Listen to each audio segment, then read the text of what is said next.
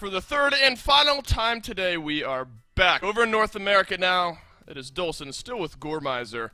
And Gore, we got the old run back of the mid-season finals. We got Sanguine up against Team Project. What a way to round out the first day here in Phase 2. And I'm excited for it. The only big difference between these two teams from what you would have known and what you know now is that Shadow is no longer there for Project. But he's bringing in, I would argue, a lateral trade, right? Neither up nor down. But you get Frog, who I remember, like, we got to talk about Frog so much, and specifically Frog's Eevee. But, of course, also, I just want to throw it out there. Frog's a grinder. I see him on stream all the time going forward with it. So I think I'm excited for what Team Project are going to be bringing. I think that passion's going to be there again for the team. And I'm just excited for this one.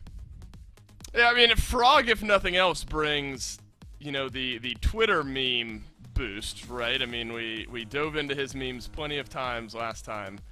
We got to follow along with him. So I expect big things, Frog, here in Phase number 2. Stone Keep, map number 1 between Sanguine and Team Project. Remember, between these two teams, or really Sanguine mainly, it was the triple DPS compositions that went near unbeaten through Phase 1, unbeaten through Phase 1, into the mid-season tournament. They won there with it. I mean, this team looked near unstoppable playing what they want to play, and they do it consistently. So I wonder, Gore, if you think, despite some changes in that update, you think that triple DPS still something that can work and Sanguine can make look good? I still think it can work. I still think Sanguine can make it look good. But I do think it's a little easier to deal with now than it used to be, and I think that's going to change a little bit for them. This is maybe going to be the biggest test to them, right? I mean, immediately into a new change, you coming back in, you had kind of an easy time with this matchup the last time you went against each other. So this is the chance maybe for Team Project to show what they're bringing in Phase 2, but also for Sanguine to still kind of prove themselves as a dominant team. I think Stone Keep is a really good map in between, or like right in the in-between for them, yeah, so they can, you know, pick something like a Strix, make it work. Pick something like their Victors or their Vivians and make them work. But notably, Victor, you know, kind of heavily nerfed, so he hasn't been around as much. And Vivian banned out means it's going to be maybe relying on a little bit more for them this time. Yeah, I like the Strix first pick here. With the Kinessa banned out, especially by Team Project, there's going to be a kind of lopsided range advantage, really just right off the bat, thanks to that Strix and the snapshot, the quick burst damage from even medium, sometimes short range, depending on how good these guys are. With that Strix cannot be understated. Answered back, though, by great space control. Genos, of course, great off the top.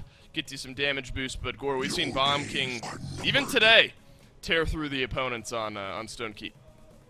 Yeah, so in a very, like, typical game that has Frog in it, Eevee was first banned, but you give up Genos Bomb King, and that might be more deadly than any combo that has existed in Paladins ever. Even with Bomb King getting, you know, these small nerfs to try and bring him down a little bit, he's just still dominant. I mean, one of the things he does well, it's very awkward to do it this way because it's just, again, something that Vivian, I think, does really well, and it's just damage. They just kill you better than others can kill you. And unfortunately, when you're trying to deal with that, there's really only one counter. It's to CC them and then get them off the map as fast as possible. I think Strix and Andro have a lot of damage to them, and I think they can withstand some of that. But, I mean, you're looking at 3 bomb kills on Strix, Andro, and Corvus as long as he has that Luminary mark on him. If he's able to get a good Grumpy Bomb, say in like round 2, round 3, then you start seeing him get some, maybe not even big grouped up ults, but onto a Fernando, onto a Corvus. If you get at least 2 stuns out of it, it should translate into those kills. Yeah, big, a lot of weight, a lot of pressure maybe that carries into the game. A requirement to perform maybe, if you want to look at it that way. To round out the draft, though, for Sanguine, Corvus, Fernando, and Talus. A few of those we started to see a little bit more often, mainly the latter two, Corvus, or the sandwich two, Corvus and Talus. Fernando, once or twice so far here today. What do you think of Fernando in the current meta? I think he's good. I mean, again, there were certain maps he was really solid on. I was saying this at the end of the last set, Ice Mines being one of those. But getting a little bit of a buff to his shield, being able to have that going for him, I think makes him a little bit better at withstanding up against tanks like the Inara, which is where he was suffering before. Also, hey, look, when Khan's not in the meta, Fernando is. That's the entire reason he had to disappear, True. Right? If I Vortex grip you after you throw your shield up, cool, eat that cooldown. Now, you have to burn the shield, and you have to find a way to CC him. There's still ways around around it, but it's nowhere near as easy as that matchup coming through, so I think this is a good look for Sanguine. I agree, and a great look for Team Project as well on the opposite side. We've talked about Bomb King, what he brings, the success that he can find on maps like this, the space control, ever so important. But we've seen an Atlas score as well today, earlier on, over in Europe, absolutely tear opponents apart here on this map. So as far as fighting into a team, I can't think of many combos that I'd rather not fight into on a map like Stone Keep than maybe a Bomb King with a Genos Mark as well as an Atlas, and that's all in the meantime you got an Inara getting percentage down on the point. Yeah, I'm going to be honest with you. If I was trying to pick, again, just maybe based on flavor of champions that are locked in, for Stone Keep, maybe even a little bit for Ice Mines there, I'm voting Team Project all the way. I mean, you get so many good synergistic champions with each other. The only lack of synergy is maybe between Inara and Genos, right? Where it's just like, yeah, she's not going to get as much healing out of a Genos as she could out of like a Maldamba or somebody. But then you add in that Atlas, like you just highlighted, you get Victor Bomb King. This is going to be difficult in my eyes for Team Project to lose, and I think even more difficult than for Sanguine to win, just through draft alone. The play is going to have to back it. I think Sanguine have a lot that they can fight for, but it's so, I mean, you've got a burst mode and a Royal Subjects here in your Victor and your Bomb King. The damage numbers they're going to be able to put out with a Luminary behind them is just immense. If Nocturnal Strix is not hitting some ridiculously good headshots onto either of them, they're going to run rampant. Well, I'm thinking back to the last time these two teams played. The finals of our Phase 1 tournament, when Sanguine wins, and it's a fast 3-0, right? I mean, they just kind of steamroll over Team Project. So the momentum and maybe expectations on the side of Sanguine here for game number 1. Let's see if Cool can find himself an angle. That's what Atlas brings. There you go. Big old wall. You can't snipe through that one. Wadu, though, has to back his way away. Poison as well has found maybe a roundabout flank. Bit of a split fight here for Sanguine. Down goes Gogurt onto the low ground. Cool finds a follow-up shot over onto G-Bunny. Great opening kill there for Sanguine. Now you've got Bomb King being collapsed on. Poison finds the final shot there. Rock Monkey searching, prodding, looking to find that Androxus, but he's escaped. 66% for Sanguine. I think that's a good kill. I mean, just being able to find a Bomb King early on, it's all about keep control, and right now it seems to be in favor of Sanguine. Hero, unfortunately, forced to make some of those awkward decisions, and it's always they're at 96%, what do we do? You got to jump down there, and it actually forces their hand. Team Project come away looking pretty good because of it. That's right. Frog has found an opening kill over onto the Androxus. 96% for Sanguine. Rune of Travel goes down. Frog is going to get the little poppy bomb backwards. Overtime is on, so you got to move in, but Cool has already found a couple of kills here. Frog with 1 to take down the Strix, but it's a double for Wadu as well. Sanguine 0 to captured very quickly there, and they're on the board first. I think a good clapback from Project in the middle there, but unfortunately it just feels like there's a lot of distraction factor. First off, the Veracharger buff, I should say, that Talus got. It's weird because, you know, his max end, or I guess maybe burst DPS that he used to have is a little lessened, but his overall DPS is increased because of it. But you can see it helping shred through these tanks, specifically Hero, that is maybe feeling the ire of that the most. And unfortunately for them, they're, you know, worried about maybe the Andro, maybe the Strix, but you're not looking maybe as much at the Talus as you need to. Or if you are looking at him, then somebody else on the team is getting away. That's one of the reasons this triple DPS has always been able to flourish so well. Is unless you can really wrap them up together, there's just too many targets to look at. Well, the time is now for Sanguine to break out of their base. Kill onto Rock Monkey will help that out, but Frog again wins a trade up against Cool. That's now good. Twice in a row, this Bomb King has been able to find that kill. Send Cool back to the respawn zone. Strix may be the most important to get rid of here if your Team Project. Almost 5 strong ultimates for the red side. Keep this defense on their side of the map through time and space from Gus. Not going to work, but an Immortal answered back by Wadu here. King Bomb rolls in. No stun. I stand corrected as Frog has stunned down Wadu. Gotten that kill as well. The Bomb King starting to hit some shots. Couple inches to the right there for Cuss, though, and that would have been a sick ult. That would have sealed the deal on a defense, at least for me. So I think good play. The mind's in the right place. It's just being able to then follow up on it. Wadu, I don't think this is going to go unnoticed, but on the payload charged up, I mean, he's at least ready to start pushing it. There's only 40 seconds left. That's a long time on Stonekeep. I mean, you're still having to go through the archway, which typically takes 40 seconds alone, and that's on a good push to break through. So it's a lot of pressure, I think, on Sanguine to be able to get this through the latter half. Team Project are going to get somewhat swept here. Just Hero contesting for a little bit longer, actually pulling maybe a bit of an advantage back to his team. He has bought absolutely massive amounts of time for his team here. Hero has. He does end up falling down. 8 seconds left. This is going to have to get done in overtime here if you're Sanguine. Gore, they don't have a lot of ultimates to get it done either. I mean, this would be phenomenal to see a conversion come through, but it's going to be difficult. And like you said, not a lot of ults to use. You always have to run that risk if you want to throw them out. Something like a flashbang, perfectly fine to drop down on this, but anything else might be an overinvestment for them. Same thing for Project trying to find the defense. What would you rather have, a 2-0 where you come in with a barrage, or a barrage to keep it at 1-1? I think I know the call they'd like to make. And so right now, just hold the archway. Let the map kind of play its role against Sanguine here for you. Yeah, that's about all she wrote there. It's Wadu gets melted away. I mean, that's the mire of solo tank play where your Strix gets taken down and the rest of Team Project just sort of walk themselves forward at you. And the moment that shield goes down, Wadu didn't stand much of a chance there. Cool. A volley of kills to start off this game here. Has 6. The rest of his team has 8 combined. So you talk about the value that Frog has been finding on a few of these opening kills. It's massive. I think that's going to be, again, where a lot of their pressure relies on. Unfortunately, right now, again, Victor, I think, could be very solid, but doesn't have the same kind of sustain he used to have, so trying to go into a boxing match against Cool, maybe not going to be the cleanest fight, even though I think Rock Monkey does, out of everything I've ever seen from him, he will take the aiming trade in that no matter what. The damage trade, I think, won't favor him, though, and that's going to be where things maybe fall apart for them. So I'm looking to Frog to have a really big turnaround, or for this barrage to open something up. All right, good job there by Rock Monkey. The final barrage drops down through the stealth.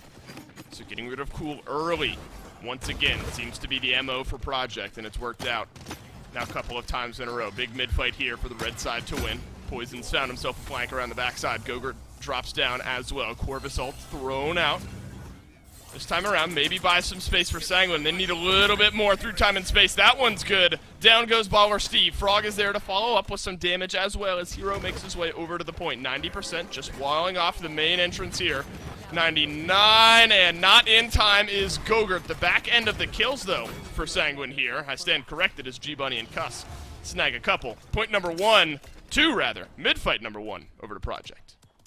That's going to be, again, a good start to him as well. They get 2 kills onto Sanguine. The payload maybe not moving quite yet, but you can see that Sanguine are kind of holding on just very thinly onto this defense right now. Wadu going to get forced all the way out of here, either by getting killed or like that, forcing a retreat out of him. And that should get the ball rolling for Team Project, but it is going to be, again, the continuation of this pressure and how well it withstands. I think the fact that they have double tank Atlas or Inara, whichever one they want to, can get a little more aggressive and cause some trouble for them, and that, I think, opens up a good showcase for what Bomb King can bring here, because I think this is probably one of the maps where he gets to shine, because he's kind of a breacher when it comes down to it. Like, if you want to think of the role I have on him, it is setting up his team for success and breaking down defenses. I think he's going to be one of the best. And also trying to track down Gogurt and some of the other flankers here. It's worked out a couple of times. Not as of yet, though. Sanguine are going to pick off a few kills on the back end of this push here. Team Project fully swept back. Couple members left standing, with the respawns will be there. The answer, the question rather, now for Sanguine is how much space can you buy for yourselves? You've gotten a few kills, but it's always a risky game, I feel like, you're playing Gore. When you push so far forward, if you lose these engagements, these trades heavily enough, Team Project somehow have an easier time back into the payload to get it moving. Well, I think it's one of the things they're very difficult to displace entirely because of the double front line, right? You get rid of G-Bunny, sick, but there's still an Inara standing up on the other side that's going to be able to assist her teammates. So you can stop Frog, but there's still Rock Monkey right behind him, right? I think you require way more kills for the same threshold of success here on Sanguine. Unfortunately for Project, Sanguine are finding those kills left and right. Yeah, this is a defense by Sanguine, by the way. Easy to forget which direction this payload is supposed to be rolling when the fighting has all been happening on the offense's side of the map. Gogurt is going to help out Poison and dropping down Frog here. So with 15 seconds left, Team Project have 4 ultimates ready to go. Sanguine have all 5. can't imagine from this far out either team, outside of maybe just tying things up nicely, maybe throw an ultimate out to the side, especially not now with G-Bunny and Frog going down. So a good defensive stand here, Goremizer, by Sanguine, tie up this game. I think being able to find these little, I don't even know what to describe them, little skirmishes, I guess, on the side where they're able to come in and, well, kind of make a run like this, right? Just finding a good opening kill or kills is going to set themselves for success. And I think it is honestly kind of helpfully shutting down Cuss. If you stop the Luminary damage from being there, it makes it a little more difficult, I think, for Frog and Rock to find the exact trades they want, especially because, again, you're so worried about Poison and Gogurt that because they're going to be in your face. There's someone you have to burn through to get to the rest, that Cool just kind of gets to sit back and be relaxed. If you're too worried about Cool, then Poison or Gogurt get to shine off. Again, it's just the number of threats being there for Sanguine just a little bit higher overall. And unfortunately for Project, they're not able to burn through any individual fast enough. But it's time now for Sanguine to assert a little bit of that burn damage into this mid-fight. It's been difficult to find, though. Project has been doing a good job of separating out these fights. King Bomb stuns down one. Rock Monkey, though, takes a tumble to Gogurt. Through time and space, not good from Cuskity this time around. Gogurt is going to melt down G-Bunny here. Those cooldowns down, and so goes the Atlas. Double kill for Poison now as he finds the flank around. Triple kill suddenly for the Androxus. The gates have been stormed, and Sanguine take control. And just locked away at this point. Again, I think their draft is incredibly solid. It's just unfortunate because they're getting picked apart, and I think that's the way Sanguine's approach is designed to go forward with it. Wadu can stand up here, and, well, Corvus kind of left by himself on the payload, but that's exactly what you need. A good flashbang, some good shots, and you can't really deal with the sniper that easily. Gogurt gets the opening kill onto Hero here. Retake not in time, and they are starting to lose members immediately on the back end of this capture. Massive ground to be made up here. Triple on the back of another triple for Poison here. The Androxus starting to hit its mark. Look at those streaks burning away. Only Fernando without one. That's Wadu, though, has been doing his job just plenty. A couple ultimates as well to soften up this Project defense. Sanguine looking good. These good dismounts already causing a little bit of trouble for the Atlas. I think walking out of the base, hitting half health before you can get 10 steps away is another showcase of where all this damage is coming from Sanguine.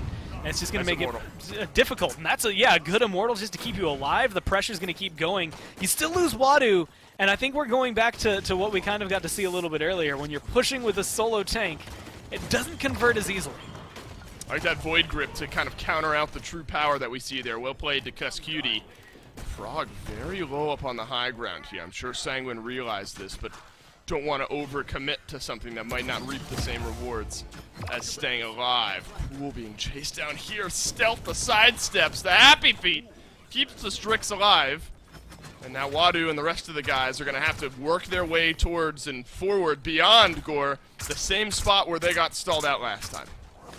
There's a barrage ready on at least Rock Monkey, a King Bomb ready there for Frog. That's a really good opening kill and a really good Corvus ult just to zone off the high ground. I think that's going to make it difficult here for Project to find the positioning they want. Gogurt stayed alive as well. Back to the Rune of Travel he goes. So now it's Hero on the Sonara, half HP, needs a little bit of extra healing here, and got marked down, and got the kill over onto Wadu, so no more Fernando. 45 seconds, that's Sanguine's cue, usually to back themselves off the moment that point tank goes down. Baller Steve left alone, Poison here to help out as well. The high ground has been forfeited here by Sanguine. Yep. Not surprising, though, when you got an Atlas and a Bomb King bearing down on you. 30 seconds left, Gore, to maybe win the game. My eyes, I think, now keep drifting towards Cuss just because this through time and space.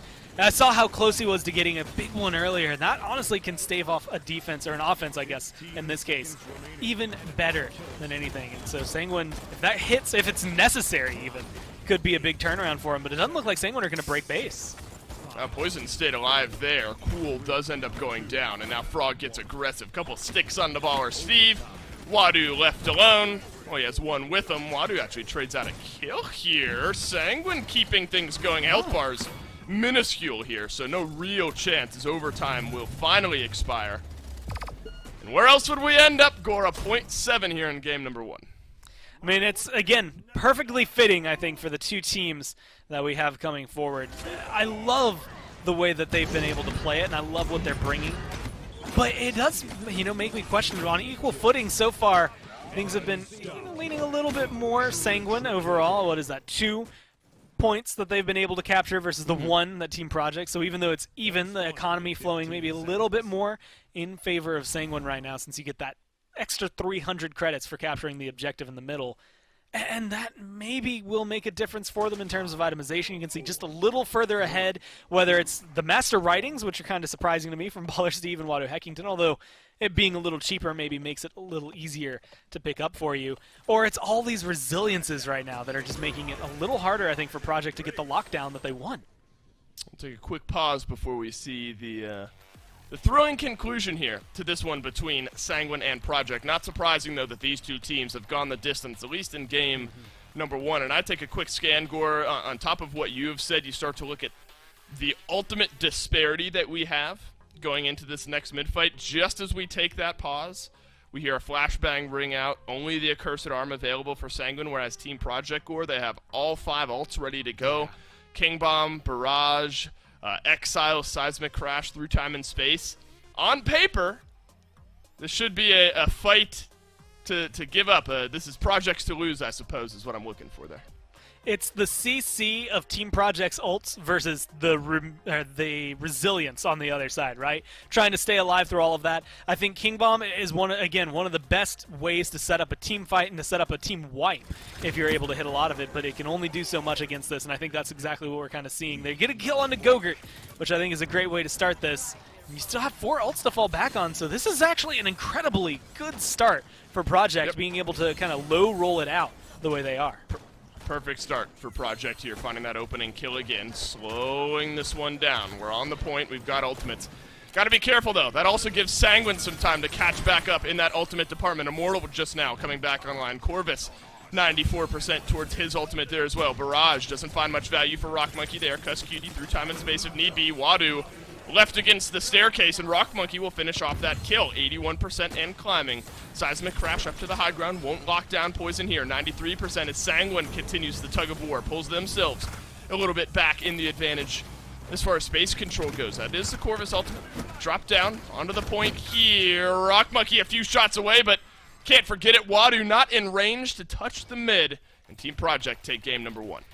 I think that one plays into all the ults that are available that come through, making a big difference for them. But also, it's something that we've seen, and, you know, Project has a lot of veteran players, so I'm happy that they didn't do this, because it's something that we've seen in a lot of other teams where you go into a round with 5 ults, and then within 10 seconds, 3 or 4 or 5 of them have all been used, and you have nothing for a second wave of engagement. So the fact that they slow roll them out, they use them only when they have to gain control, I think showcases not only, again, the veteranship they have, but also the talent they have coming into it. Because otherwise, I mean, Poison's 18-6, Cool's 14-8. They have a very solid game there as Sanguine. I expect their damage numbers to be off the chart. It came down purely to good defense for Team Project, which I think their draft plays into, and then a very well thought out final round for them to make sure they locked that one away. A tough game to be a Fernando here if you're Watto, who still did an admirable job, all things considered. But then you look at the amount of damage that the 2 tanks were able to absorb, 122, 126. It's sort of a damage versus health conversation when we really go down the stretch there. I think this one was important, Gore, as well for Team Project, especially after the way that Phase 1 tournament win. I mean, you show up, you've been going toe-to-toe with them all phase long. Obviously a lot of chatter between these two teams, and then it's very quick, not even all that close in the Phase 1 tournament, Phase 1 playoffs. So I think good for them here to start off their phase with at least a map win. I mean, being able to start off, I think, with a stellar draft as well, even though it didn't maybe play out the way I saw it playing out in my mind, I think it showcases the Team Project. Again, one of the things that I think, you know, I was even guilty of doing this, but I harped on them a lot in Phase 1, was just that it felt like maybe the passion wasn't there as much as it was for some of the other teams. So seeing that come back and feel like it's coming through is good, and that's a good start for them on Stone Keep. Unfortunately, I think Sanguine, at least in my mind, they not only love this triple DPS, that's why they were triple deeps before they were Sanguine, but they love playing it on maps where it's going to flourish, right? Stone Keep is one of those middle grounds where maybe anything can happen, and I think that having a standard composition helped out Project there. But when you come to something like Splitstone, I'm wondering if it might end up hurting them if they can't bring out a triple DPS to match Sanguine here. That's right, and Strix snap band away by Team Project here. I think that's smart. After what we saw from Cool in game number 1, a 7-point game where the Strix was just connecting if you weren't able to delete him immediately into those fights. I think smart banning by Team Project here. Followed up with the Kinessa. It seems like Cool Gore is pulling a lot of weight as far as the ban column goes here for Team Project. Grover and Eevee, though, banned out on the opposite side. Could see something open up here. Haven't seen a Rom just yet. Haven't seen him really in that off-tank conversation just yet. Vivian, though, Gore maybe most notably left open. I think this is a maybe triple-edged kind of play here, right? Project don't ban her because they don't need to. Their first pick. They pick her away because it's great for Sanguine, but also, I mean, you go back and look at what they were running and what is going to go well against what Sanguine like to pick up, but also is safe and just good on her own. Vivian hits all of those check marks, so I think it's a good pickup for their team. It strips it away from Sanguine, which might make the game a little more awkward for them. But you're still in this area of hoping they maybe pick a tank that's into Vivian, that's maybe weaker into you. So I think Project should use these picks right here to maybe make Sanguine even weaker against her. Yeah, and kind of on the flip side of that coin, you can make her stronger against everyone else. And I guess Genos is one way of doing that. Continues to be one of the top picks here, at least for day number 1 of Phase 2 here in the PPC. And Nara found great value, I think, for Hero in game number 1. Let's go right on back to it for Splitstone Quarry. Another map, Gore, I think some similarities you can draw. There's high ground shooting down onto that point. And Nara fantastic at soaking up that damage and providing even a little bit extra. We saw a few trades there where Hero had that Luminary boost on him. That Inara does sneaky damage. Lazy, remember, back in the PPL last year, the snapshots with Inara can't be forgotten. But a fun duel to watch. The Vivian now against the Victor for Sanguine. I think it's one of those long-range-wise. I lean a little bit towards Victor just because Burst Mode is going to help enable you to maybe ping specifically her shield, but also maybe her head a little bit more consistently. But I think what you said is where the merit truly comes down. And Nara, early game, I expect we're going to see very similar presence to what we saw out of Hero on the beginning of this last map, where unfortunately she's just not able to withstand it. I think the same thing for Atlas. But then as time goes on, she's able to get some of those items online specifically to help the healing from Genos get soaked up a little easier.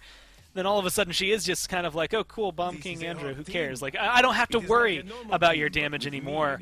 Meanwhile, I actually think Sanguine, last phase it was Khan every single time. It was Khan plus whatever DPS and support we wanted. Now it's Fernando. I think he's going to suffer a little bit more, specifically because Vivian can very easily itemize into that Wrecker and demolish a shield. I agree. That's going to be an interaction, I think, that's going to come up early and often here in this game. Both teams now locked in. Gore, we went to 7 points for game number 1, as if we would expect anything else. Project versus Sanguine, about to head into game number 2 on Splitstone Quarry. Project, make some revenge for the Phase 1 finals. Take map number 1 over Sanguine. And now the high ground battle, Gore, I think is one that might dictate the way this game goes. You talk about a Victor on the high ground, a Vivian on the high ground, and sort of through that, maybe you have to look at who's going to force them off of the high ground, if not one another. Largely will come down to this BK and maybe the Xin on the other side. A lot of this is going to come down to bleacher control, which I think is going to skew in favor of Project. It's very difficult to call because Poison's Bomb King is erratic and it is insane at what it can accomplish. And I'm actually surprised to see Rock Monkey of all people getting down here. I thought he was going to be sitting up on the high ground, but I think he kind of takes that matchup to heart, knows that the Burst Mode Victor will be able to hit more consistent Burst Mode shots onto him because of that. And so instead it's all bleacher control for Project. But his first blood over to Sanguine, though, doesn't really convert into point percentage just yet. Poison, though, starting to work its way forward. A double kill now on the BK. A chance for maybe a couple extra kills around the backside of it. Cuss forced all the way back. The old TKO on the Genos. As Sanguine continue to put forth pressure at 72% on the mid. I mean, locked away. This, on a map like this, I think we'll see Hero get to put one defense up again, but unfortunately I don't know if the team is going to be able to catch up, and unfortunately he wasn't even able to catch up there. So I think solid zoning on the side of Project, again, showcasing why a draft like this will work out for them. But it feels, again, the feel I'm getting from not only their draft, but also Project's draft and their playstyle, I feel like it's just going to follow a similar path to last game. There's a lot that connects and is very similar between the two. And so I'm keeping my eyes on Project to turn this around. That's what I've seen out of Baller Steve here as well. Unfortunate moment there from Poison, thinking that the King Bomb is enough around the corner to stay alive, but Rock Monkey has different thoughts about it. So now the BK, no ult, no life for the next few seconds. Sanguine left fighting their way back in. Rock Monkey maybe not as consistent in the long-range damage department to a burst mode Victor. Once you get those sights locked in on anyone from the medium even into the close range, Rock Monkey probably winning those trades. Large part thanks to the shield. Good Void Grip Rock right around the corner here. Poison is going to finish off the kill. Sanguine make their way right back onto this payload. Keep things moving. G-Bunny and Heroes. Frontliners getting it done now for Project. A double kill suddenly from the Inara, and G-Bunny has 2 as well. The saving grace on the defensive side, and Project stay alive. It's just so difficult to break through. Again, it's the high health bars. It's just a massive time to kill for the 2 tanks. And so if you're able to get 1, you're lucky and honestly should be able to count it. It's how fast can we break through Wadu's shield and then his health bar versus how fast can we eliminate an Inara of all people. And that's a good call from Frog, just laying in wait, looking for the backline. You don't have to get the kill there for that to work out for them. I think Rock Monkey getting a kill onto Poison is going to be enough. Just making sure that that Victor is uncomfortable is enough to be able to get a zone and slow the roll of Sanguine out. That Accursed Arms did not find nearly enough value, I don't think, for Gogurt. Plugged away a few shots, but not much damage outside of that. Rock Monkey a double. G-Bunny snags one on the back end as well. This Vivian starting to connect. The Sentinels are out. Large piles of damage now pouring into Sanguine if they're going to fight their way back in. This choke point has just been difficult for Sanguine to move in towards. You take your eyes off this Vivian just for a moment, and she rips you apart. You're juggling spinning plates at this point, I think, if you're Sanguine. You got a lot of them to look at. It's difficult to make that decision. But with 5 seconds left, maybe one more chance to fight back in. Couple ultimates really ready for both sides. Depends what you want to spend going into the next mid-fight. Frog is going to billow his way around the backside. Wadu Void gripped up just outside of contest range. Has to make his way right back in. Or maybe an Immortal to turn the tide as Gogurt will pick up the kill onto Frog. It's always that question of how worthwhile is it going to be. You're only a little over halfway while in overtime, and you can see 1 step off will eliminate this overtime timer like it's nothing. So I like what Wadu does there. Hold on to your Immortal, because there's just way too much in order for you to try and convert this full thing. You use it right there. Maybe a couple members of your team stay alive, a few seconds longer, and maybe that makes a difference. But I don't think it's going to convert the payload for you. Hold on to it. Come into this round, you have King Bomb 2% off, 3% off there for the Barrage from Cool, so big ults ready for Sanguine. I think the same thing can be said for Project, but Seismic Crash, it's going to be good at a defense. It's going to be good at holding Sanguine back and stopping them from regressing onto you. I don't know if they're going to find a lot of good offensive uses for it, at least around this mid-fight, just because of the way I see Sanguine trying to play this. I think it is just going to stop them, let them get kills, and turn the fight around, and I think that's exactly what Project wants.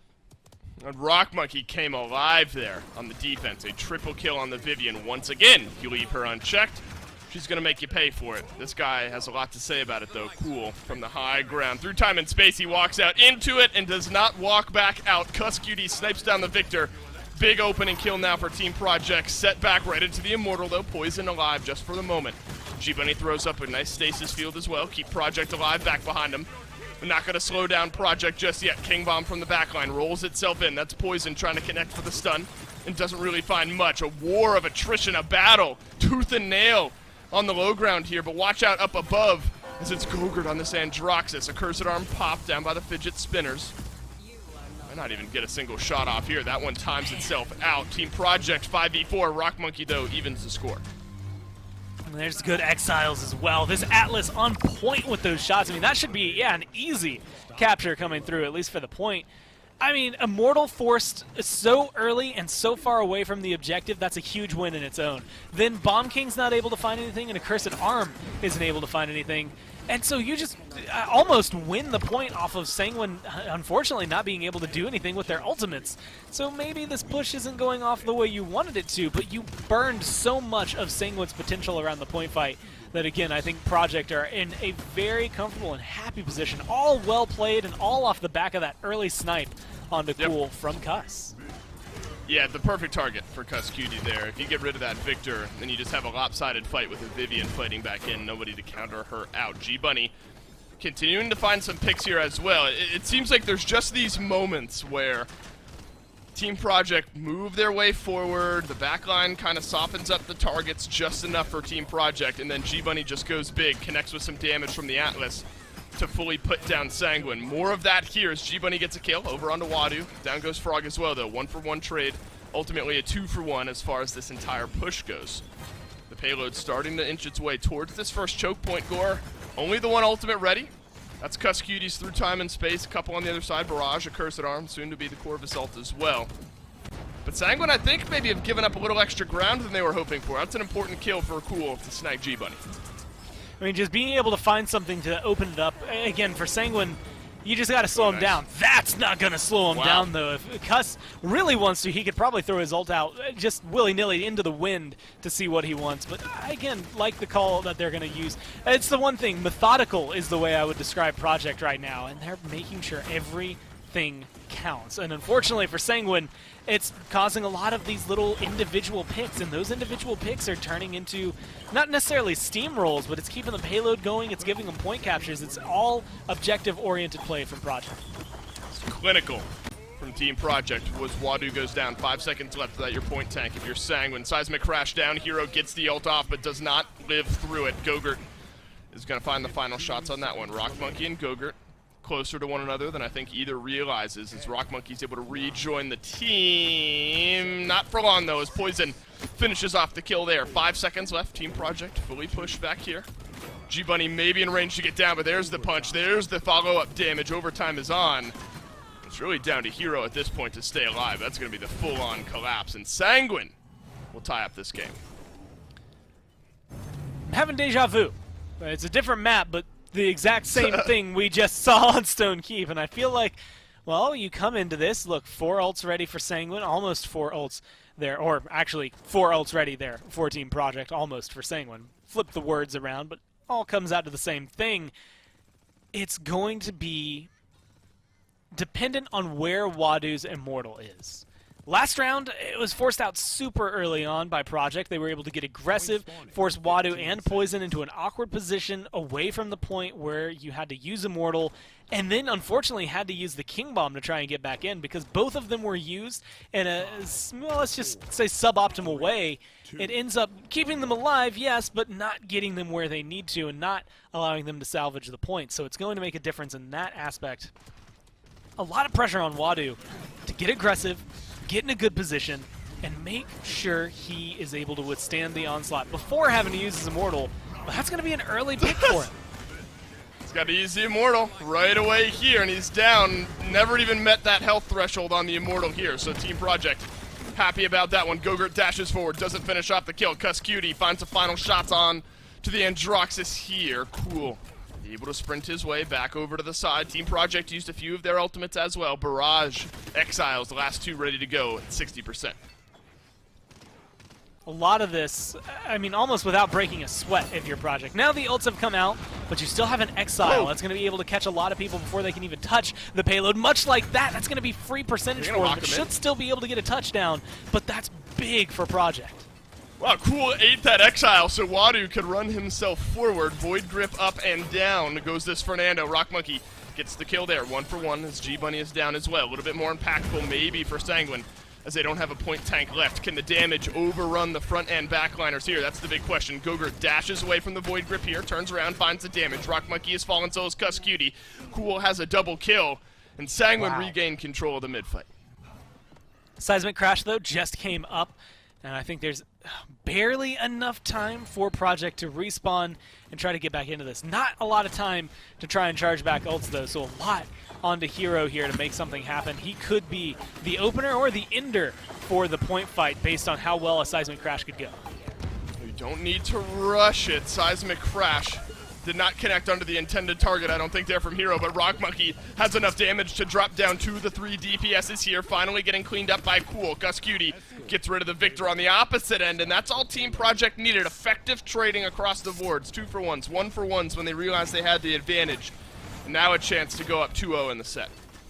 And this is actually a really solid push for them. I mean, ults are going to be charging up right here on the initial push of the payload, so they should be charged up right as they come around that last corner where they struggled to get it past last time. That's going to make it a little easier for them to maybe smooth out that final roll in and get that conversion. And if you can just burn these ults from Sanguine kind of awkwardly, there's the barrage. You didn't even have to worry too much about that one. Yeah, you lose Frog in the process, but you've got 2 minutes to work with. That's actually a pretty big win, I would argue, for Project. I think so. Can Rock Monkey stay alive? The answer is not just yet. Seems like Project have lived and died by Rock Monkey's availability to stay alive and find some kills here in these fights. Maybe not too surprising when you know the weight that this Vivian brings to the pick ban phase. At least with a minute and a half left, though, Gore. It's kind of like a redo on the mid fight, I guess, except kind of lopsided towards one side with Sanguine holding the high ground here. Seems like we could be barreling towards another .7. These two teams closer matched than maybe what we saw a month or two ago. Frog walks his way around the corner there. Cutie, he does it again. Snipes down Cool from the high ground. Is that the go button that Team Project have been waiting for? For the moment, it seems like yes. The gates broken open. Gogurt gets the kill, though, on the Frog. That's a big return. 1-for-1 trade as we stand. Poison controlling that house space so well. And Team Project don't find much with the opening pick. They're so close to being able to pick up their last couple of ults here. Exile at the ready, although there's not much you can do. That second chance for Atlas being used as well. It's a big cooldown to eat, but they get the kill on the Poison, Dave. That is a big opener for them. Wow. Andro just used his ult. Barrage already back, though, for the Victor over there. It's going to be difficult. This last corner is already hard to breach. I think you might be right. A .7 seems likely. He didn't get Immortal used. Team Project working their way in. Could be a .7 if Sanguine are able to defend, but Team Project, I'm not sure they'll be denied here. The game in jeopardy. The respawns will be in time from Sanguine. They've gotten the kill on the Cutie. Down goes Gogurt, though. The damage dealers are going to have to get it done without any extra healing. Second chance. Doesn't buy much health for G-Bunny. King Bomb rolls itself through. Immortal used as well. Sanguine selling out to tie up this game. Yeah, it's going to work, but at what cost? All of the ultimates you had available. We are headed to a .7. But a lot used there, I guess, by both sides. Seismic Crash tossed out as well, but a little bit closer on the recharges Project. I mean, yeah, having the 68% there, 48 there for Cuss and Rock Monkey respectively, makes it a little easier for them to get their ults. The thing that keeps, it flabbergasts me, which I don't know if you can use that word that way, but I'm going to, Dave. Because it's the only way I can describe what Cool is doing. And I think it's Victor in general, but the damage numbers that he puts out, yeah, 141,000, we expect that at this point. What I don't expect is how fast that ult charges every single time. I always forget how quickly you can get that up there. Now you can actually look with that life rip that he has on there. He's back at that typical lifesteal you would have expected. So in terms of sustainability in the backline, he's got it. The problem is he's been getting one-shot by Cuss more than anything, so he hasn't gotten to really showcase it as easily, but I think it's going to maybe be the highlight right here.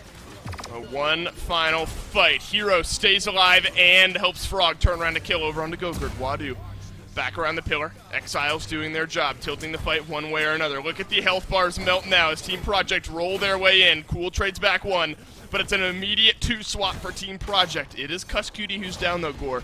So a big loss for Project, though they do have the space control. I mean, they get a lot of progress here, though, for Project. I mean, they get, like you said, space control, but also 63% on the payload before anybody has to run away. And right now, it's only because of the barrage, and it's actually going to connect at the end there. G-Bunny goes down. I think they thought they were safe. And just a little bit of a peek from Sanguine. That honestly might turn the tides fully in their favor. And they had another second, maybe half a second to go before that barrage would have timed out.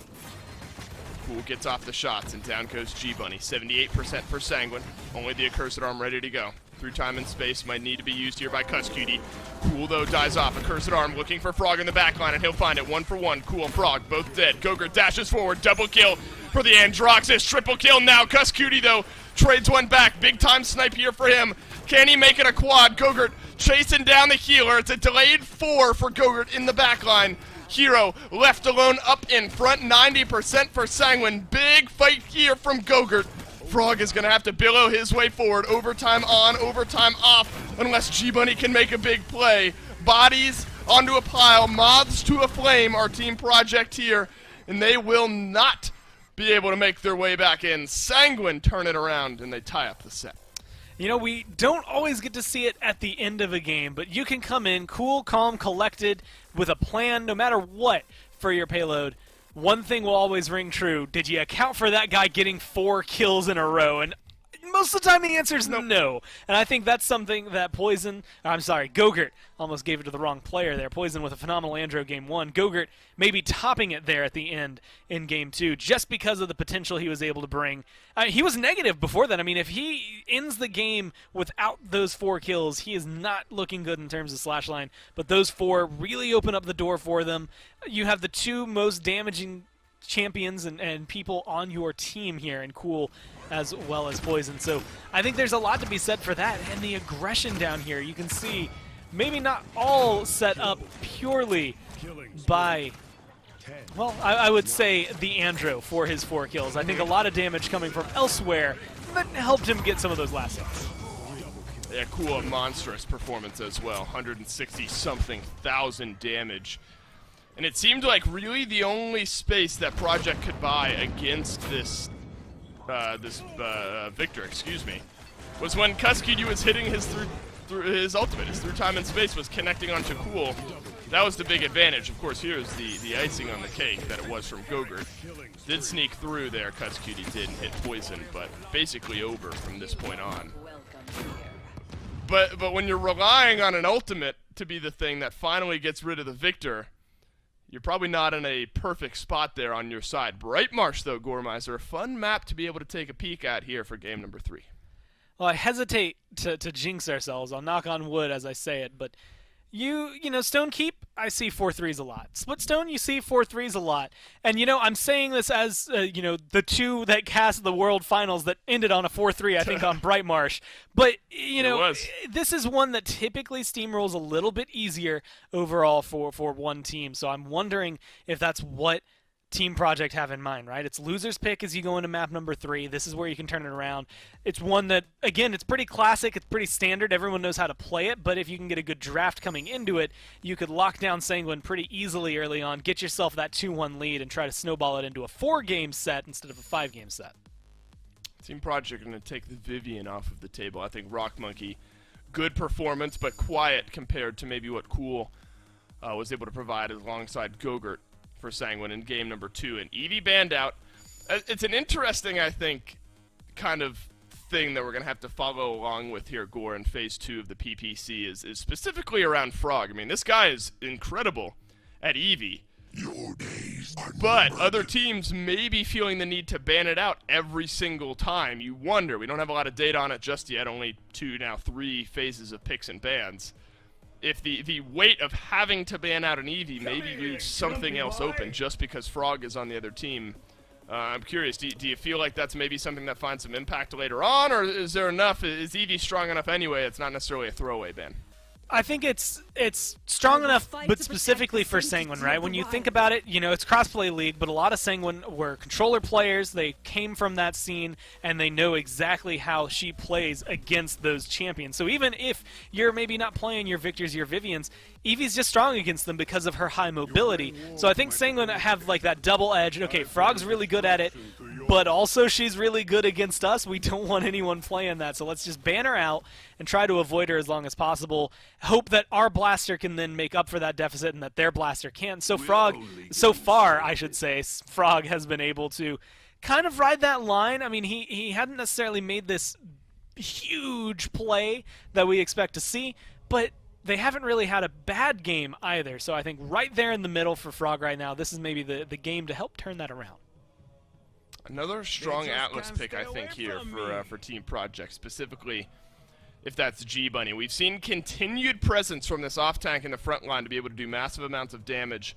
Still very centered around those cooldowns, though. You know, if your second chance, if you rewind, whatever it is, if it's not up, you're kind of a sitting duck there, despite being able to turn around a good bit of damage. I think G-Bunny, one of the guys who can juggle around that quite well here. Fernando and Victor, the next 2 locked in here for Sanguine. Gormizer, some impactful last game, some Immortals for Wadu, some missed the mark. By and large, though, what'd you think of the Fernando? I think he's falling in this awkward area where it's him. If it's him alone, it's maybe too much weight to bear. I think he still fits well into this meta. I think the shield's going to be really good. And paired with that Inara, I think it's going to be solid. But I don't know if he's showcased the same solo tank potential that Sanguine are used to, so I'm wondering if they're going to have to change the strat just kind of entirely around him. So Dredge now locked in here for Bright Marsh. I think very interesting. Obviously, Bright Marsh, a map where space control, area control, circles, forcing people one way or the other, you know, obviously impactful across the suite of Paladins maps, but maybe more so here on Bright Marsh Corvus to round out the draft for Sanguine. Do you think Dredge could work here? I think so, but I honestly, again, I'm kind of equating it back to what I saw specifically on Ice Mines, and I think a map like this as well, which is just going to be space denial. I'm curious to see the style play Project are going to go with it, because I think Dredge can lend himself to a lot of fun strengths, but his biggest one in my mind has always been, and I think will always be, just because of his kit, just denying you one spot to stand on, right? He will only cover that one area, but you could not stand on it for the life of you. And if he chooses that to be the point, I think that's a very strong pressure point here for Bright Marsh to kind of turn it around. So he's going Hurl, which means it's not going to be that reload explosion that we got to see a little bit earlier. And it actually gives him a little bit of like this projectile outside of his explosion, something a little more consistent to hit, and it's something Rock Monkey liked running last phase as well. Well, it's time to break this tie, Gourmeister, here on Bright Marsh. Very important, one way or another, I think. Give one of these two teams momentum. Sanguine able to strike back after Project won in 7 points in game 1. Look at this from Poison. Poppy Bomb forward. Down goes Rock Monkey as well, elsewhere on the map. And now Project's front line has been overrun. I can't imagine the back line fares much better here as they make their way up to the high ground. It's not really even back line, as it's Cuskudi and Hero and Frog that are kind of left alive. But Sanguine Gore bought themselves so much space. I mean, just being able to start off with this much pressure is going to be big. But again, my eyes are on Frog. I think now on this Andro has a little bit more, well, just room to work with. Yeah, Cool's going to maybe be able to counter you, but I think he's the only one who's going to consistently cause you trouble. So if his team can start steadily locking down this Victor, I expect this Androxus to maybe start stepping up and popping off. That's where Frog is going to look to go, up and over to get the kill on the Baller Steve, but Poison will gun him down. Hero snags another kill here. Team Project, despite losing the initial engagement, 75% now onto the point. Rock Monkey eats a barrage, stares it down, and hurls right on through it. A double kill suddenly for this Dredge. Can he find the third out of the sky? Yes, he can. Team Project find the kills. Down goes Sanguine, and Project will find point number 1. Different style damage, different style kills, but same flavor with Dredge when you switch over to Hurl. I think I love it because, again, it gives him a little bit more range to work with here, which is not something you're maybe used to thinking about with Dredge. Also, the fact that it has no cooldown lets him, you know, well, just spam it like this into a corner, see who it's going to hit, and help lock down, well, pretty much anybody on Sanguine that he is able to find. Unfortunately for them, it only works so often so well, and I think you have to have a few bodies in front of you to make sure, well, that doesn't happen. A full team wipe there for Sanguine. And that, again, I think showcases what Bright Marsh is about, where it's just sometimes you can steamroll one fight, but it will just roll right back on over for you if the other team so chooses. Something about these two teams and the frontliners getting double kills with one another. It's the Inara and the Fernando here for Sanguine. Interesting point we haven't really gotten a touch on yet is not traditional triple DPS for Sanguine this time around. Gogurt is going to be on the Inara here. Seismic crash down, connects onto G-Bunny for the opening kill of this re-engagement. Looking like a strong defensive stand so far for Sanguine, provided maybe some miracle ults here. Immortal used, keeps the rest of the team alive. Cool has a double kill here. Hero backpedaling his way back by the HUD. A triple kill for Cool, rounds the corner, looking for the quad. One burst away, up, down, Hero. Oh no, he ruins it. Poison will get the kill onto G-Bunny, but great defense so far from Sanguine. Good save from Hero. I mean, being able to walk away from that alive is not something a lot of tanks would have been able to do.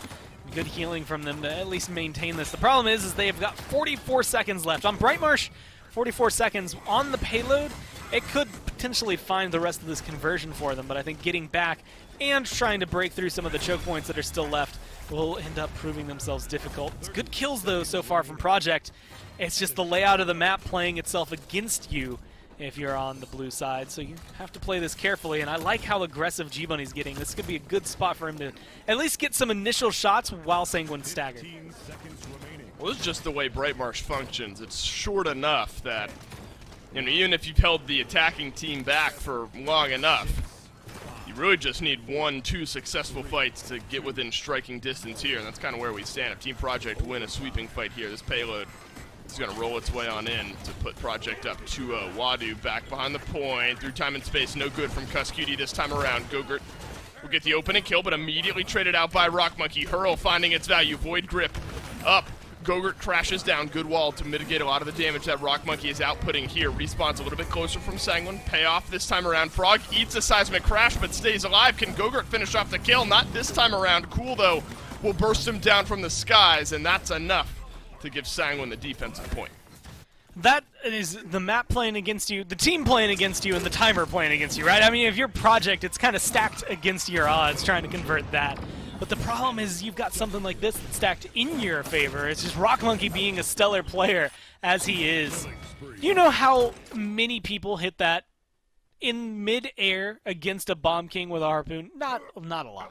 Like Rock Monkey has always been one of those players that I love watching. I think that's something Project have always had. They're a fun team to watch. I'm excited to see what they're going to come through here. 400 healing every time that, you know, Rock Monkey hits somebody with a harpoon as well. So I expect to see him using that more often than not in these matchups. But I do think that there's a workaround for it. Cool has the range on him. Poison maybe just has the damage on him. So maybe if they can find a good flank onto this dredge, they could stop it a little bit faster. Of course, running Dark Bargain at 5, so as he's standing near his portals here, a little self-sustain, doesn't need continued help from Cuscutie.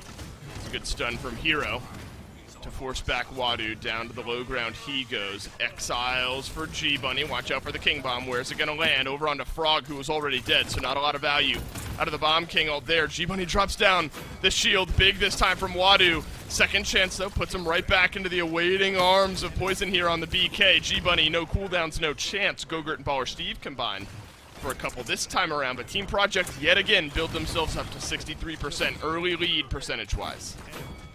Hero, unfortunately, taken down there. I think that honestly just becomes systemic when it comes down, right? Like systematic, I should say, for Sanguine, where it's just cool. We hit one.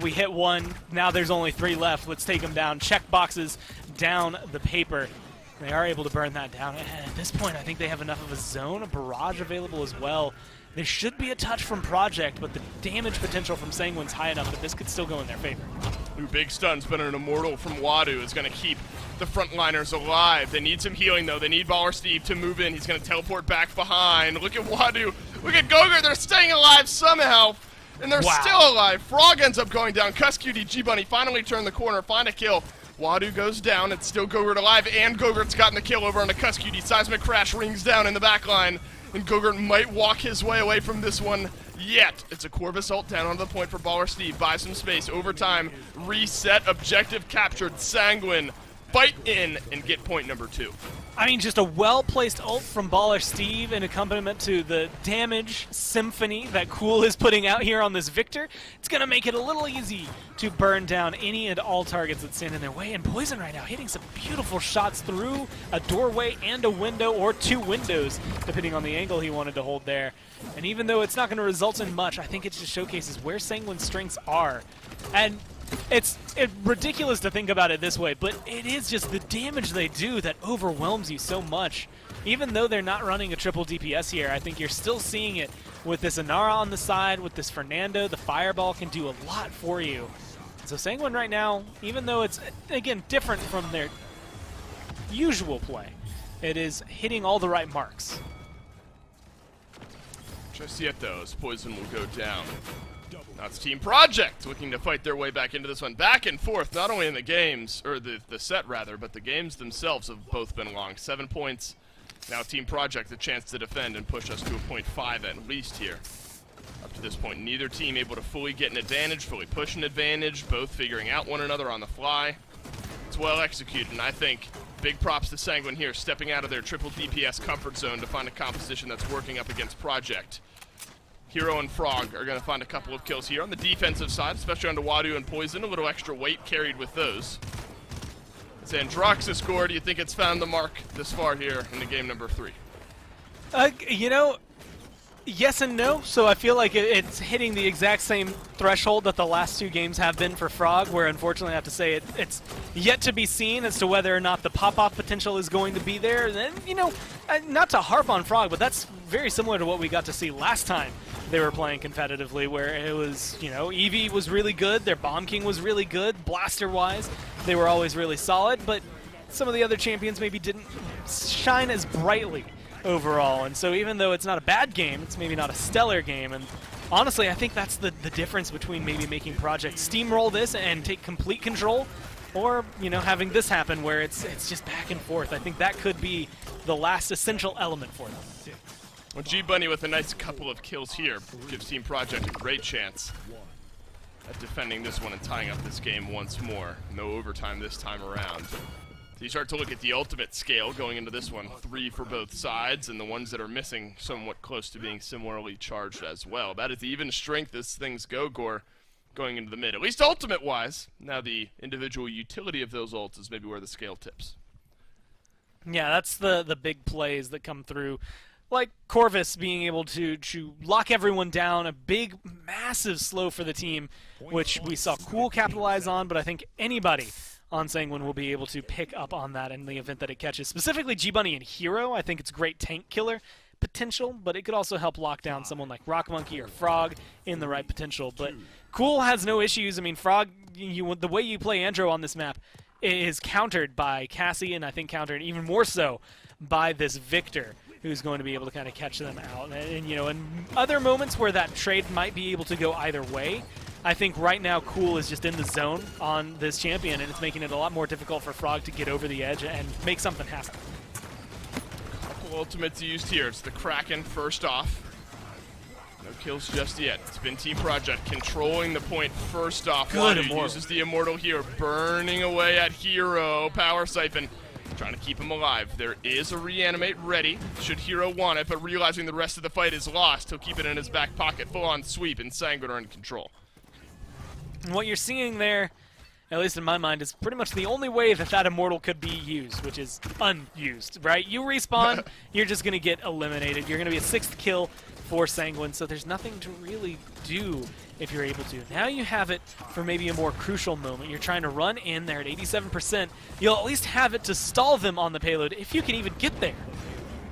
Wow, and they cannot Sanguine buy enough time and enough space to keep Team Project on the back foot. Reanimate used now by Hero to try to keep the fight after the mid-fight somewhat in their control. It's a 2-for-1 trade so far. Team Project a little bit ahead of that one. Just the delay there, Gore, just enough. And it's really interesting to watch. Team Project usually first onto the midpoint. They get themselves, you know, a 20, 30, 40% lead, and then Sanguine just calculated in when they want to engage. They're able to move in, take the point, and then zone out Project for the rest.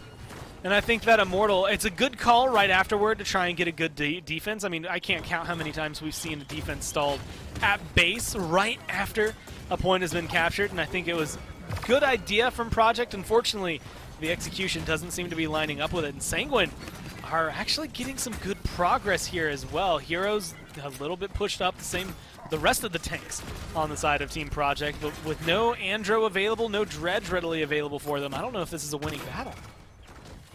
This one does seem very much on the edge. Have to just come down to the individual trades. Poison is down 1, onto Rock Monkey, down goes Frog to the ground, and Cool will finish him off with a nice burst of bullets there. Project fully swept, Hero just now respawning. Down from the high ground, they'll have to fight. With a minute left, Gore, plenty of time for Sanguine to give this a couple tries. Plenty of time for Project to try and stall it out, but yeah, like you said, a couple tries is the key word, right? Sanguine have 3, almost 4 of their ults charged up here to try and close it out in a minute. They're going to go for the Seismic Crash now, at least make it feel awkward for Team Project. Well, Hero has to decide which direction he's going to look here, and he's able to make his way back. Corvus ult dropped down, connecting onto G-Bunny here, slowing him there. Rock Monkey, a couple of kills up from the high ground. G-Bunny will get rid of Poison as well. The defense stands strong for the moment, but here's where a couple comes out to play. 30 seconds left. Sanguine still a chance. should be able to get back, but they used all 4 of the ultimates they had ready to try and convert that. Immortal about to come back up, but man, you threw a lot at the wall and nothing stuck if you're Sanguine. You're waiting to see what you can do here, because now ults are closer and closer to being charged for Project. Cursed Arm just up now, as well as some Exiles, which could be crucial from that Atlas. 5 seconds left. Immortal ready for Wadu, as Gormizer points out. Just in contest range. Either Sanguine take the lead in the set, or we're headed to a .7. Frog goes down. Poison, the opening kill there. Hero. Half HP as well. Stunned down. Immortal counter that one out. Sanguine, they want to win the game right now. A barrage onto G-Bunny will help that cause. Sanguine volley their ultimates at once, and the Salt Shakers come out. Sanguine up 2-1. And again, well played, where it's just like, cool, I'm not going to get killed, I'm not going to be moved from this payload, says Wadu. And that barrage coming up, I think, at the perfect time. And again, showcasing how fast Victor charges that ult. It is just insane when it comes down to it.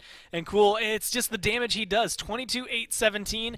Obviously, he had a really good game. It feels kind of like it was Cool versus Project for a lot of that. I think there was a lot of progress, especially made by Gogurt, a good flex onto the Sonara. Poison being able to kind of, again, make whatever he can stick to the wall whenever possible. But Cool was just able to be calm and collected in the backline, safe consistently, that it made things easy for him. Gogurt did 95,000 damage in that game. Not to rag on Poison, but more than Poison. The Inara ripped apart all of Team Project here this game. That's that's what we talk about when we bring this Inara up as a viable damage option on the front end. It's the added damage boost that you can sometimes find with her if you're hitting those volley of stones. 95,000 damage will absolutely cater to that point. At some point, though, Gore, I mean, this is the conversation we've had around this Victor. Now in back-to-back games, Cool has had monstrous performance. 163,000 damage on Splitstone Quarry, and now a 22-8 performance here on Bright Marsh. Team Project just have not had the answer to it just yet. Yeah, honestly, I was thinking we'd see a lot less Victor from Sanguine and Project altogether, because I was thinking, hey, he got nerfed, he's going to slowly but surely fall off. And that doesn't seem to be the case. In fact, if anything, it almost feels like he's stronger in some ways, where he doesn't have the same lifesteal anymore. And that might be all it is just, yeah, okay, he's not going to be taking these trades, these one-on-ones where he's getting burned down and this lifesteal's making the big difference. Instead, now it's, okay, he's going to be taking these trades and all of the damage he does is making the big difference. It doesn't matter whether or not he can heal himself out of it. He's going to kill you before he dies anyway, so he's fine. There you go. And I think much to the discussion we're having, Team Project recognize him as an issue. I think that's just smart. Look, I mean, there's ways, and this is really kind of any pick for any game, right? I mean, you can strategize around it. Well, if we do A, B, C, we'll slow down whatever it is. The truest form of just not having to deal with it is just ban it out or pick it up for yourself. So I think when it really comes to it, if what you've thrown out there hasn't worked just yet, if you're Team Project, just take it off the table and give yourselves now a massive boon to your cause. And that's the Vivian, and we've seen what Rock Monkey can do on this Vivian already. Big damage numbers himself on Splitstone Quarry. So I think Team Project start off with a good first pick, get themselves the Vivian, answered back, though, by a Bomb King, a strong pick for Sanguine. Well, they banned the Kinessa, but Strix is still available. I'm wondering if Sanguine maybe want to scoop something like that up. Otherwise, I think Project have done a very good job of limiting Sanguine's options, at least in terms of their style of play, right? A lot of their style of play has been get a blaster or a flank and then accompany him with some either too long range, hit scan, or just too long range in general. And Vivian, Victor being unavailable for Sanguine, the Kinessa being taken away, means that they have to go down that list. Who's going to be maybe their hit scan player? We've already seen the Strix come out in map number 1, so I wouldn't be surprised if Sanguine and Cool specifically want to play that again. But it does come down to angles, flankability, things like that. On Warder's Gate, I kind of feel like Strix is just sitting out there alone waiting for somebody to attack him, right? Like, he's not necessarily in his element. That's why the Kinessa, could maybe turn things around. That teleport being able to get you out of the action just as fast as your sniper scope can get you back into the action. Yeah, I guess it is kind of an interesting position to be fighting from, you know, a Strix here on this map. You're down low, the point is a little bit elevated. You don't necessarily want to be up in like either of those side rooms because you're so close and in the action, depending on, of course, where the rest of your team is. So I think can work. We have seen it work. I totally remember seeing Strix on this map a couple of times. Maybe not the right choice right now for Sanguine. A Ruckus picked up for the first time over here in North America. Strong pick there for Team Project as well. Fernando, Sanguine really likes sticking with this Fernando. And this is, you know, nothing against Wadu, but it's been, you know, negative KD performances here up to this point. But I think the Immortals have just bought enough value. It's that second wind in these team fights, give these DPSs an extra chance to do their damage. That's really found its value. I really want to see a Cassie here, just because I think it would have been good for either team at the very end, and unfortunately it's not going to come through either side. I think it would have been solid, though, overall. You do need hit scan. That's something, again, Sanguine almost always rely on for themselves. But Ruckus, Anara, I think that having something like a big game Cassie could have been big there. But like you said, when you're looking at Fernando, I think he's going to suffer, and I think this is another game where he's maybe going to end up having to kind of showcase that, yes, the Immortals are really good. Is it enough to then weigh out what is maybe not going so well for him? Especially with Vivian on the other side, there's a lot of shield tread potential picked up for Team Project, so there's a lot that could maybe slip right out of their hands unless they can do something well with this. Wadu has showcased some good strengths. I mean, we just got to see it at the very end for what this Fernando can bring, but it really is coming down to where are your ults and how strong are they going to be, because Aegis, shield with an infinite duration, cooldown reduced by 2 seconds, it's going to be up pretty often, but it's going to be looked at very often. You're the only tank. The minute that cooldown is taken away, then it's going to be even easier to lock you down. And so it begins. What could be the final game on the rematch between Sanguine and Team Project here on Warder's Gate. Sanguine fought back after dropping map 1 to win a couple straight here. Cool. That's not where you want to be fighting, my man. Rock Monkey storms the doorway there, and down goes Cool. Cutie traded out with Rock Monkey, though, as Gogurt has found a nice double kill. A whirl off to the side. G-Bunny just enough damage to get the return kill over onto the Xin. Project 39% built up already, but Sanguine have the kills, they have the positioning, now they have control. Honestly, this is a good start for both teams, but the fact that Sanguine are able to get that aggressive this early on, Wadu, again, it's maybe a little awkward being the only point tank on your team and having to deal with this, but again, it's something he's shouldered all year, so it's not something out of the ordinary for them. But it does require Gogurt to have just as phenomenal a game as he just had on the Anara on this Xin. Not something you typically get to see someone flex between the two. But the fact that he's able to do it and made it look good, at least last game, I think the Xin, unfortunately going down there, could be a big, big portion of Sanguine's victory if they find it. There's a fireball on the back rope from Wadu Heckington. Gets rid of G-Bunny there. Cool, the final shot on the Cutie. That'll be point number 1 over to Sanguine. That one really uncool. I mean, he walked in first overall, thought he might have found a flank, thought he might have found an opening kill. Instead, Project kind of stormed the area where Cool was. But then on the back end there, towards the end of the fight, Cool found the angles, found massive amounts of damage, and 2 or 3 kills to finish that one off. 5 streak now for the Leon here in this game. Around the back side goes G-Bunny, but really no value on that flank there. Wall goes up from Hero, is rampaging now as Cool. Max range on the Spite, and Sanguine starting to roll a little bit. I mean, keeping things forward, they're starting to roll. The payload isn't. No one's pushing it forward right now, Dave. Wow, good eye. Just now. So it didn't get as much progress as it maybe could have. But the good thing is they're in a solid position right now to maybe try and hold on to this, right? You get a good zone, even if you lose your life here, although you're Xin, so you're going to have a lot of trouble doing that. The payload's still going to make a lot of progress, and maybe it helps delay it. You're going to come around this last corner, a big choke point as it opens up into the base to try and turn things around in your favor.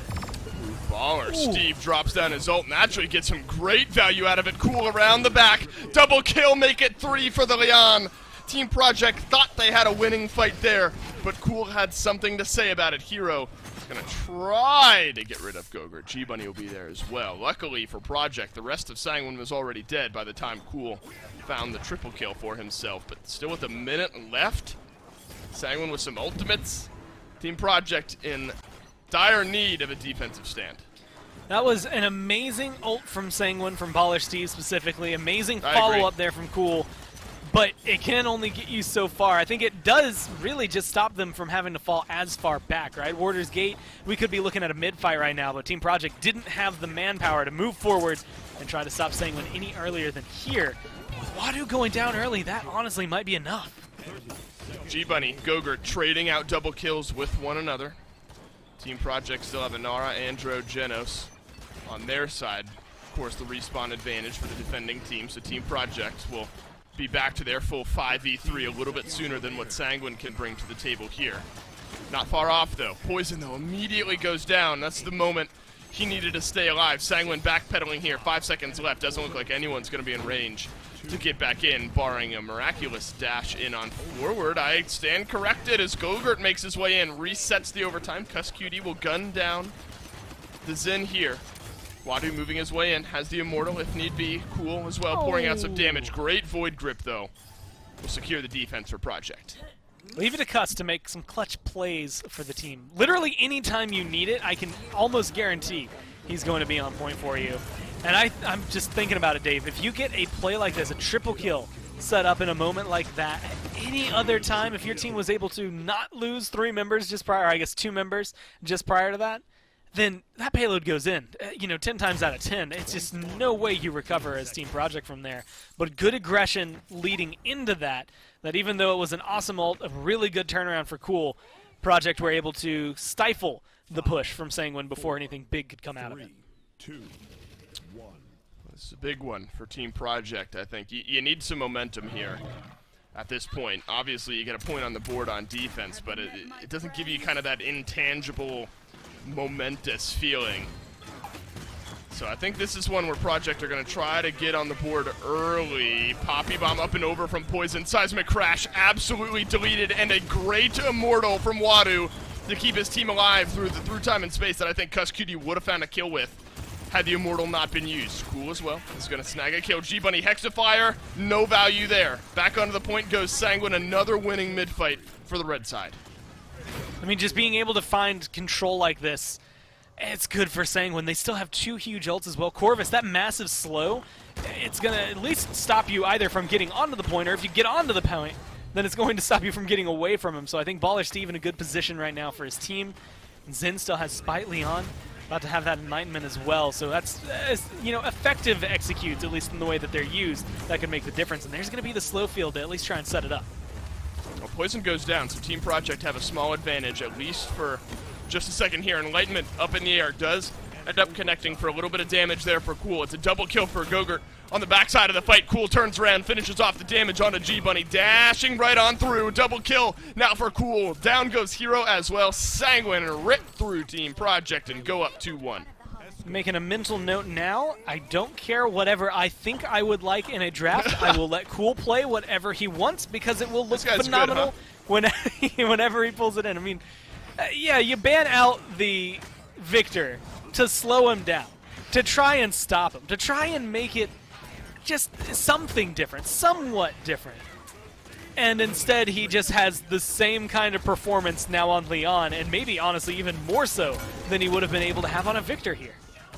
It's a do-it-all guy, continuing to do it all here for Sanguine. A double kill, a delayed 3 for Cool as the payload keeps going. A delayed 4, triple kill officially. Hero back to base he goes. Cool will not be denied, and I'm not sure Sanguine will be either, Gormizer. A King Bomb, big separator here to maybe prevent Project from moving their way in. 1 minute and 35 seconds left. Sanguine might not need the full amount of time. King Bomb rolls on in, stuns down onto G-Bunny. Unable to finish off the kill, though, or Sanguine. G-Bunny stays alive. Big win there for Team Project. Gogurt, though, does end up getting the kill onto the Ruckus. Things stalled out, maybe just for the moment. Well, in the way back when this Leon was big in the console league, was one of the top prioritized picks that they had, and I think that's exactly what we're seeing from Cool, is just the showcase of why ults are charged up. They just used the Corvus ult, and you saw the King Bomb not able to find too much. I don't know if Sanguine are going to be able to convert it here. I'm not sure, but they still have 1 minute left, and they're getting some kills. It's really down to Frog to stay alive. Payload rolls its way forward. Rock Monkey stunned down. Double kill for Baller Steve. Cuss-Cutie gets knocked away, and Sanguine roar through 1 point away from finishing off the set.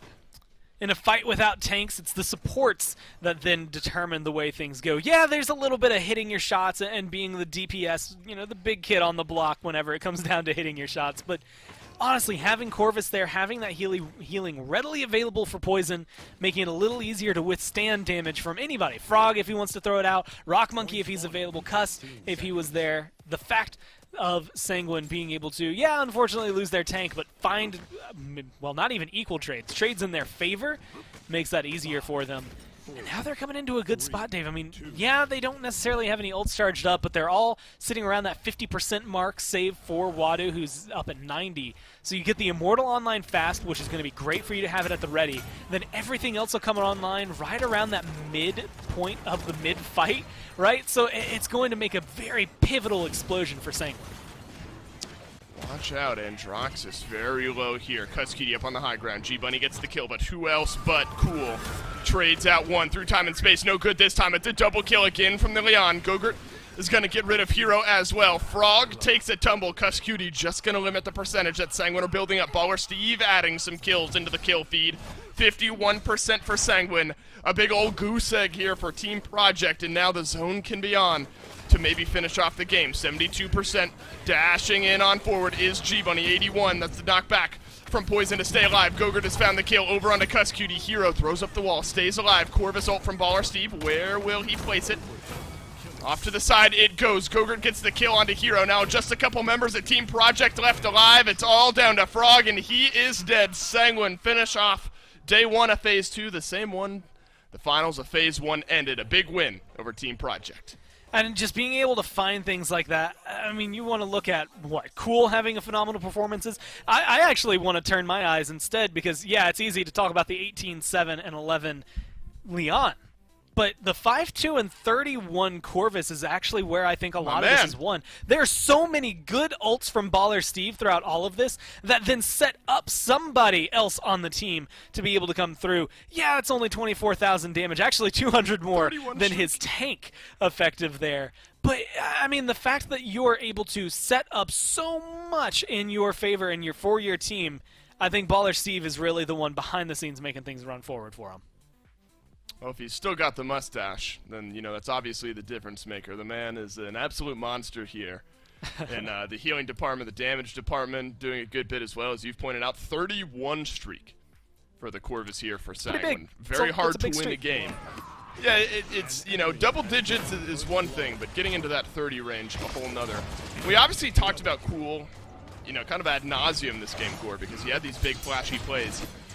I think that this was kind of the first game in this set, and I'm not blaming anyone, this is just kind of what I've noticed, where all 3 of the damage dealers, great Yomi strike there, all 3 of the damage dealers for Sanguine had kind of a lights-out performance. And, this is the most convincing game I think we saw in this set.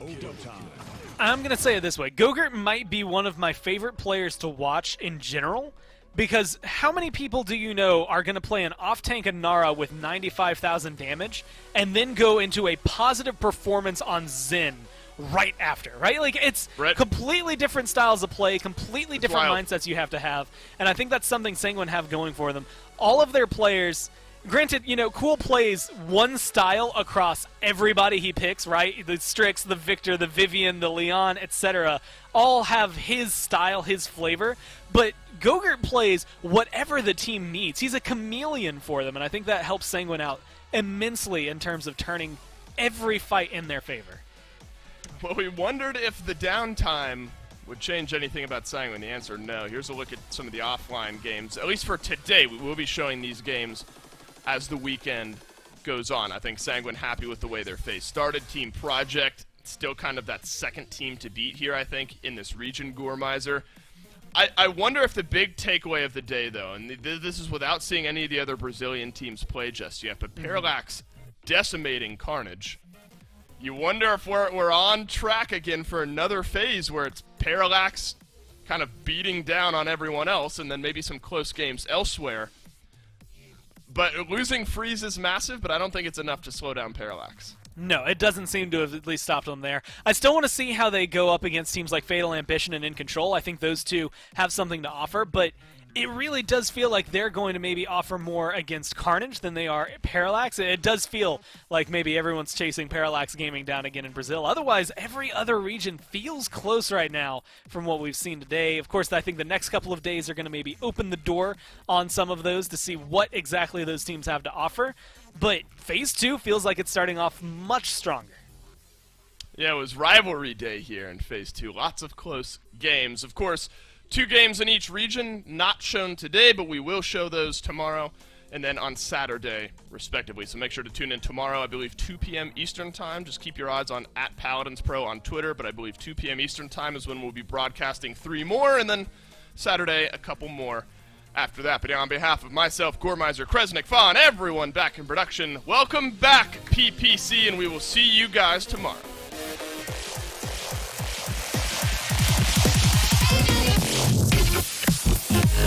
We'll be right